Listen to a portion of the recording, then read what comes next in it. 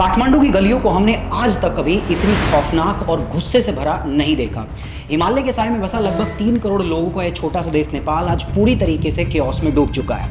ये सब स्टार्ट हुआ था जेन जी लेड सोशल मीडिया बैन और डिजिटल फ्रीडम क्रैकडाउन के खिलाफ प्रोटेस्ट के रूप में, लेकिन बाद में एक फुल स्केल अपराइजिंग बनकर दुनिया के सामने ऐसे फूटा कि सब लोग हैरान रह गए, क्योंकि इसके पीछे की जो असली कहानी है वो कुछ और ही थी।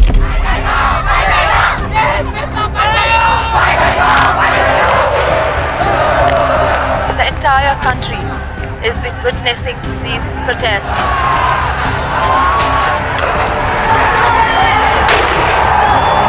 सोशल मीडिया बैन और ये प्रोटेस्ट ये बस वो एक चिंगारी थी जिसने इस बड़ी आग को भड़काया है।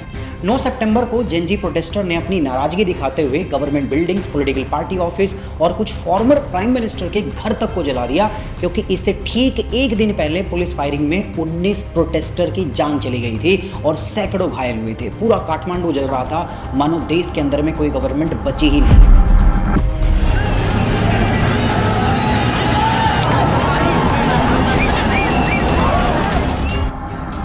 पीएम केपी शर्मा ओली ने रेजिग्नेशन दे दिया, प्रेसिडेंट आर्मी के प्रोटेक्शन में चले गए और कई मिनिस्टर और पॉलिटिशियन प्रोटेस्टर के अटैक से बिल्कुल नहीं बच पाए, जिसके बाद उन्हें मिलिट्री हेलीकॉप्टर से निकालकर एक सेफ जगह पर ले जाया गया।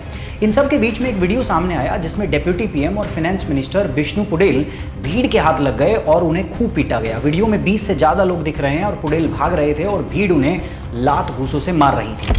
कई मीडिया हाउसेस ने रिपोर्ट किया था कि फॉर्मर पीएम झलानाथ खनल की वाइफ रवि लक्ष्मी चित्राकर को भी जिंदा जला दिया गया है, लेकिन बाद में क्लियर हुआ कि एक मिस रिपोर्ट थी। वो अभी हाल फिलहाल क्रिटिकल कंडीशन में है पर जिंदा है। इसी के बीच में एक और खबर आई कि नेपाल के former prime minister Sher Bahadur Deuba और उनकी वाइफ फॉरेन मिनिस्टर आरजू राणा देउबा पर भी उनके काठमांडू रेजिडेंस के ऊपर में हमला हुआ है और दोनों को बुरी तरीके से पीटा गया है।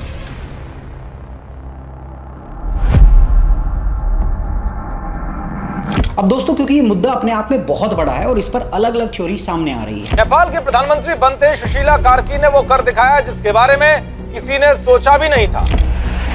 नेपाल में हालात कितने भयावह हैं, इसकी तस्वीर आप रोज देख रहे हैं। हम असली वजह पर बात करेंगे, लेकिन उससे पहले देखते हैं कि मेन स्ट्रीम मीडिया इसको किस प्रकार से दिखा रही है, जहां कोर इशू गायब है और तरह तरह की बातें बनाई जा रही है और दिखाई जा रही है।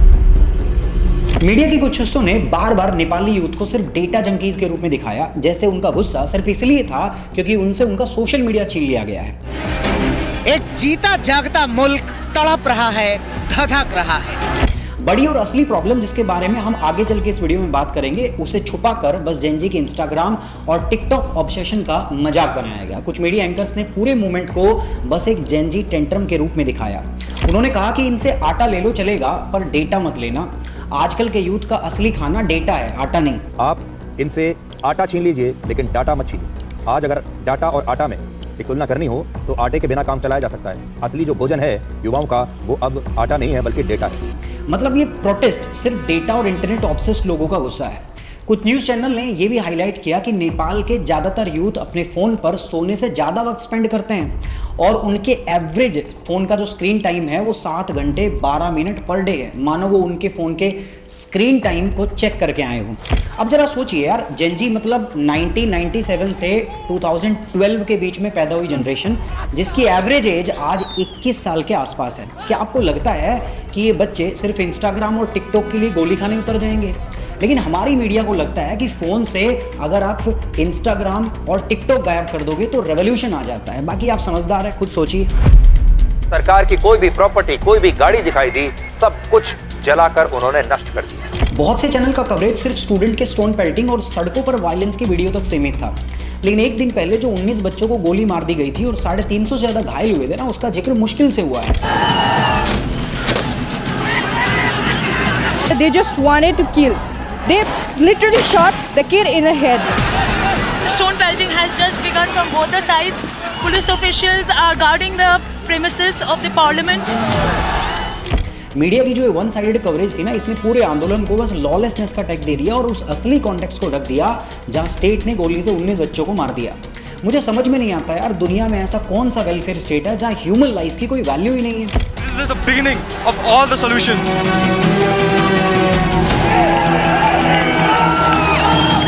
एक तरफ मीडिया ने स्टेट के क्रैकडाउन को सैनिटाइज करके दिखाया और दूसरी तरफ स्टूडेंट को क्रिमिनल बनाकर प्रेजेंट किया। चैनल बस तोड़-फोड़ और स्ट्रीट वायलेंस दिखाते रहे, पर उस मजबूरी का क्या जिसके कारण ये जेंजी बच्चे अपनी जान हथेली पे लेके सड़कों पे गोली खाने चले आए, वो किसी ने अपने चैनल पे नहीं दिखाया।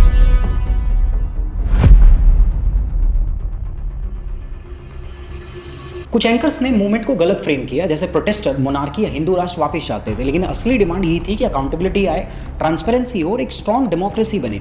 नेपाल इस बार के तख्ता पलट के बाद वापस से अपने हिंदू राष्ट्र की जड़ों की तरफ भी लौट सकता है। प्रोटेस्टर सिर्फ फंक्शनल गवर्नेंस चाहते थे, वापस रॉयल रूल या वीक इंस्टीट्यूशन नहीं। एक एंकर ने तो इसे यार मोदी से भी जोड़ दिया और बोला, जब नरेंद्र मोदी ग्लोबल पॉलिटिक्स में धमाके कर रहे हैं, जिस वक्त नरेंद्र मोदी ग्लोबल पॉलिटिक्स में धमाके करते जा रहे हैं, जब भारत के सामने चाइना बिछा जा रहा है, जिस वक्त भारत के सामने चीन बिछा जा रहा है, उसी वक्त भारत के पड़ोस में जबरदस्त आग लग जाती है। हालांकि श्रीलंका और बांग्लादेश की तरह नेपाल के अंदर में भी एक डीप स्टेट इन्वॉल्वमेंट की एक थ्योरी है, जिस पे हम आगे चल के बात करेंगे। पर भारत के प्राइम मिनिस्टर मोदी और उनके ग्लोबल पॉलिटिक्स के धमाके का इसे यार क्या ही लेने देना। खैर यार, मेरी बुद्धि इतनी नहीं है कि मैं इनकी बात समझ सकूं, बाकी आप एक बार कोशिश करके देख लो। रेडिट और ट्विटर पर कॉन्स्पिरेसी थ्योरी तेजी से फैल रही है। कुछ लोग कह रहे हैं यार ये CIA बैक्ड रेवोल्यूशन है, जिसमें वेस्ट जो है वो चाइना फ्रेंडली गवर्नमेंट को डिस्टेबलाइज करने की कोशिश कर रहा था, ठीक वैसे ही जैसे CIA ने बांग्लादेश में किया था। अब नेपाल की जो KP शर्मा ओली की पूरी सरकार है ना, ये चाइना के पूरे हैवी इन्फ्लुएंस में चल रही थी। कई रिपोर्ट के मुताबिक चाइना करप्ट नेपाली पॉलिटिशियन को ब्राइब देकर बड़े बड़े प्रोजेक्ट सिक्योर कर रहा था। अब ओली एडमिनिस्ट्रेशन जो है, इन्हें ओपनली बीजिंग को प्रायोरिटी दी है और उन्होंने डिप्लोमेसी, इकोनॉमी और जियो स्ट्रैटेजी में ऐसे चेंज किए हैं जो सीधा चाइना के फेवर में जाते हैं। अब क्योंकि ओली गवर्नमेंट ऑलरेडी यार चाइना के हैवी इन्फ्लुएंस में थी, तो चाइना तो ये बिल्कुल भी नहीं चाहेगा कि गवर्नमेंट चेंज हो, क्योंकि अगर ऐसा होता है ना तो उनकी सारी सेटिंग उनको दोबारा से करनी पड़ेगी। अब इधर 2010 के बाद में USA को भी समझ में आ गया था कि उनका असली कंपैटिटर जो दुनिया में आज है वो चाइना है। अब चाइना को काउंटर करने के लिए ना इंडो पैसिफिक स्ट्रैटेजी के तहत में अमेरिका ने पहले इंडिया को सेंटर में रखा और 2015 के बाद में भारत के साथ में ना कई मिलिट्री एग्रीमेंट साइन किए। USA इंडिया लैंड से चाइना को काउंटर करना चाहता था, जो इंडिया की फॉरेन पॉलिसी गोल के बिल्कुल अपोजिट था। और वैसे भी यार इंडिया 1950s में USA को तिब्बत ऑपरेशन के लिए खुला ग्राउंड दे चुका था, जिसका खामियाजा भारत को 1962 के वॉर में उठाना पड़ा। अब जब USA को लगा कि इंडिया में उसकी दाल गलने वाली है नहीं, तो उसने बांग्लादेश पे सेंट मार्टिन आइलैंड पर अपना बेस बनाने की कोशिश की।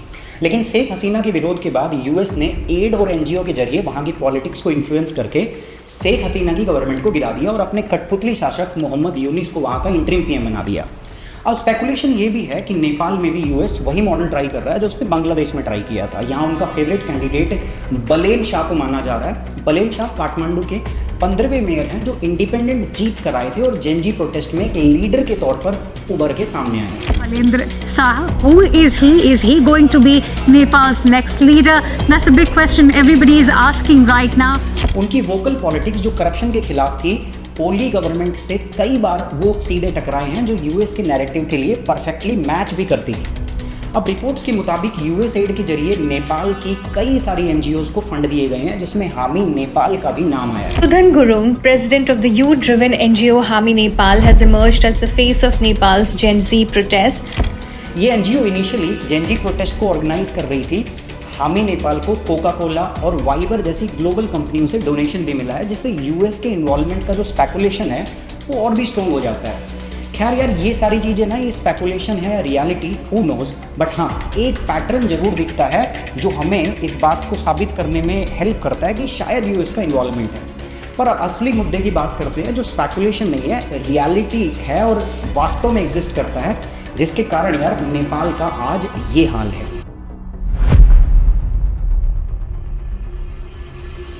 जेनजी प्रोटेस्ट का सबसे बड़ा हाईलाइट बना दो हैशटैग नेपोबेबी और #नेपोकिड। ये दोनों हैशटैग पिछले कई दिनों से सोशल मीडिया पर धमाल कर रहे थे। You scroll through TikTok or Instagram in Kathmandu and suddenly some image again and again, luxury cars, designer bags and foreign vacations.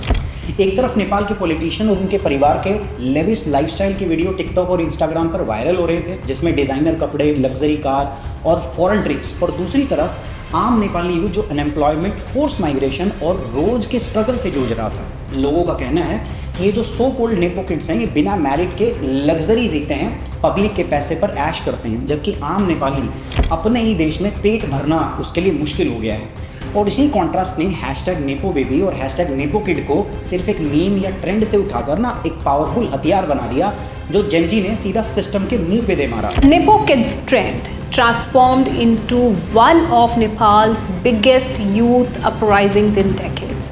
Protests spread nationwide, curfews were imposed, dozens killed, and eventually PM KP Sharma Oli resigned. Pokhara international airport project इसका सबसे बड़ा example है, जिसमें हजारों crore inflated cost, fake approval और tax छूट के नाम पर सरकार ने उड़ा दिए। चर्चा गरेको छु र आह्वान गरेको छु, म उहाँहरू सबैलाई पनि हार्दिक सम्मान र अभिवादन भन्न चाहन्छु। 2017 की एयरबस डील और हाइड्रो पावर टेंडर फ्रॉड ने और प्रूव कर दिया कि सरकारी कॉन्ट्रैक्ट से ब्राइब और सेटिंग पर चल रहे थे। ऊपर से पॉलिटिशियन के घर पर भर भर के कैश का ढेर मिल रहा था, यहाँ तक कि फॉरेन एड और कोविड-19 के नाम पर मिले फंड्स नेताओं ने अपनी पर्सनल जेब में डाल लिए। यही रीज़न था कि फ्रस्ट्रेशन स्ट्रीट पर आ गया और जेनजी ने करप्शन के खिलाफ सबसे बड़ा आंदोलन छेड़ दिया।